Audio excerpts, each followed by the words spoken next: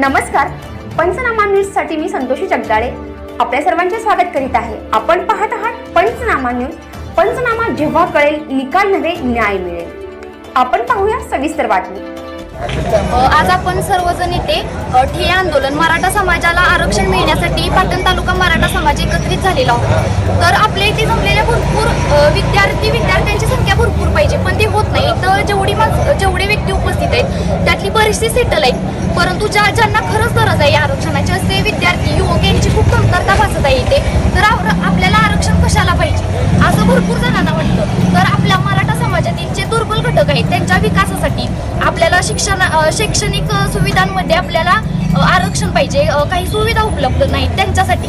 समजा आपण जर भरतीला गेलो तरी पण मराठा समाज आणि इतर समाजातील विद्यार्थ्यांसाठी काही सूट दिली जाते जी आपल्या समाजातील विद्यार्थ्यांना भेटत नाही। त्यामुळे आपला समाज कुठेतरी मागं पडत आहे। आपल्या समाजाचं कुठेतरी खच्चीकरण होत आहे। आपला समाज पुढे जाण्यासाठी, आपल्या समाजातील दुर्बल घटकांचा विकास होण्यासाठी आपल्याला आरक्षण हवे। परंतु ज्यांना खरंच आपल्या आरक्षणाची गरज आहे, जे आपल्या कॉलेजचे विद्यार्थी असतील, शाळेतील विद्यार्थी असतील, युवती ज्यांना खरंच आरक्षण पाहिजे हे माहीत सुद्धा नाही। इथं उपस्थित असलेल्या भरपूर जण असे आहेत की ज्यांना माहिती आपल्याला खरंच आरक्षण पाहिजे।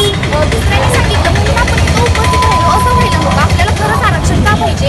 तर आपल्या विकासासाठी, हा जर आपला विकास आपल्याला साध्य करायचा असेल, आपला समाज जर आपल्याला पुढे जायला पाहिजे असेल तर आपण सर्वजणांनी एकत्रित आलं पाहिजे, संघटित झालं पाहिजे। तेव्हा सरकारला जागी सरकार आपल्याला आरक्षण देण्याचा विचार करेल। विचार करण्यापेक्षा त्यांनी आपल्याला आरक्षण दिलं। एक मराठा लाख मराठा, एक मराठा लाख मराठा, छत्रपती शिवाजी महाराज की जय। मी पाटण तालुक्यातील तमाम जातीवंत मराठा समाजाला या ठिय्या आंदोलन पाटण तालुका सकल मराठा मोर्चा या आंदोलनाच्या माध्यमातून आवाहन करू इच्छितो की आज इथे गेल्या 10 फेब्रुवारीपासून मराठा समाजाचं ठिय्या आंदोलन सुरू आहे। मराठा समाजाचं आरक्षण आणि त्या अनुसरून धरून इतर सर्व मागण्यांसाठी हे आंदोलन सुरू आहे। 10 फेब्रुवारीपासून प्रत्येक दिवशी एक गाव या आंदोलनात सहभागी होत आहे। तर मी तालुक्यातील तमाम मराठा समाजाला आवाहन करतो की आपण आपले गाव घेऊन, गावातील प्रत्येक व्यक्ती, विद्यार्थी, तरुणी, रोजगार, नोकरदार, व्यावसायिक सगळ्यांना घेऊन या आंदोलनात सहभागी व्हावं। समाजाला एकत्र आणण्याची हीच वेळ आहे। राजकीय गटातटाचं किंवा नेत्यांचं जे आपलं वलय आहे ते बाजूला ठेवून आपण एक समाज म्हणून एकत्र जर आलो नाही, समाज म्हणून जर परिपक्वता दाखवली नाही तर आपल्याला समाज म्हणून कोणी विचारणार नाही, हे लक्षात घ्या। आणि लवकरात लवकर पाटण तालुका येथे ठिय्या आंदोलन जे आपलं मराठा समाजात चालू आहे त्याला सर्वांनी सहभागी व्हा, सर्वांनी आपला सपोर्ट द्या।